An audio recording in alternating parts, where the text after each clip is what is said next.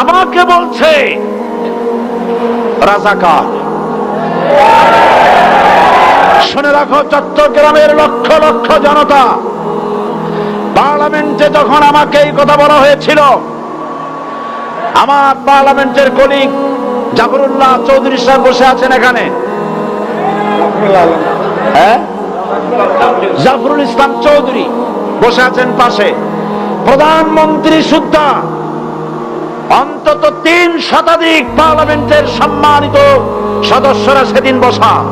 1997 সনের বাজেট বক্তৃতা যখন আমি করতেছিলাম, ডক্টর কুদরতে খোদা, নাম রাখছে কুদরতে খোদা, আসলে গজবে খোদা। এই লোকটি নাস্তিক, ইসলামের চূড়ান্ত দুশমন। তার প্রণীত শিক্ষা ব্যবস্থার যখন সমালোচনা করছিলাম, ট্রেজারি বেঞ্চ থেকে আমাকে বলা হলো রাজাকার। আমি আমার সমস্ত শক্তি একত্রিত করে বলেছিলাম,